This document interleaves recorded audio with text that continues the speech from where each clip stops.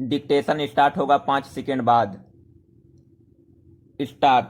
माननीय उपसभापति जी, जैसा कि अभी मंत्री जी ने कहा, सहकारिता आंदोलन का इस देश की प्रगति के लिए बहुत ही महत्वपूर्ण स्थान है। इस बिल को इस सदन में प्रस्तुत करने के लिए मंत्री जी धन्यवाद के पात्र हैं। लेकिन जहां तक इस बिल का संबंध है, इस बात का आपको निश्चय करना पड़ेगा कि यह बिल जम्मू और कश्मीर के ऊपर क्यों नहीं लागू किया जाता है। सरकार को यह निश्चय करना चाहिए था कि जितने भी कानून इस सदन में पास होते हैं, उनमें से हर एक को जम्मू और कश्मीर के ऊपर भी लागू किया जाएगा। ऐसा करके ही सरकार और उसके मंत्रीगण धन्यवाद के पात्र माने जा सकते हैं।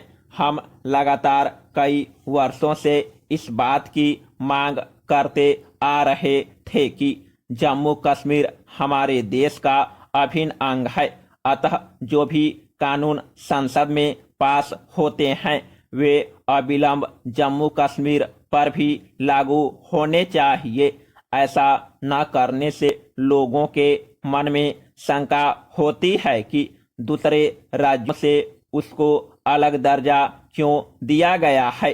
Paragraph change. दूसरी बात यह है कि सहकारिता आंदोलन में आपने हर एक राज्य में अनेकों सहकारी समितियां बनाई है, जिनके द्वारा सस्ते बीज, फर्टिलाइजर, खेतीबाड़ी के अन्य औजार आदि का वितरण किया जाता है। लेकिन आप देखेंगे कि ये सहकारी समितियां ठीक प्रकार से काम नहीं कर रही है।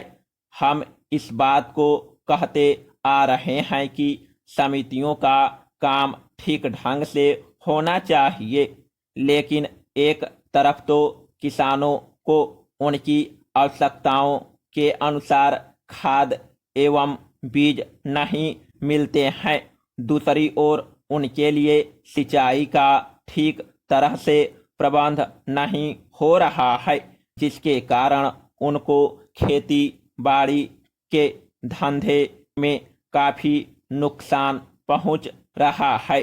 छोटे छोटे शहरों में जो लोग सरकार के श्रद्धा पात्र समझे जाते हैं या सम्मान के पात्र समझे जाते हैं, उनको तो हर प्रकार की सुविधा प्राप्त हो रही है, लेकिन गरीब लोगों को ठीक तरह से सामान नहीं मिल पा रहा है। मेरा निवेदन यह है कि इस बात पर विचार करने के लिए आप स्थानीय लोगों की एक समिति बना दे, जिसमें गरीबों के प्रतिनिधि भी हों और सरकार के लोग भी हों।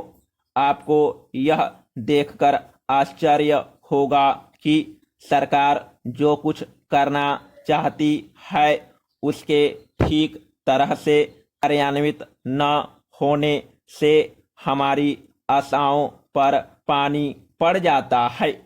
इस मौके पर आपको चाहिए कि आप उचित समय पर कार्यवाही करें और सहकारिता विभाग के कर्मचारियों को आवश्यक निर्देश दे।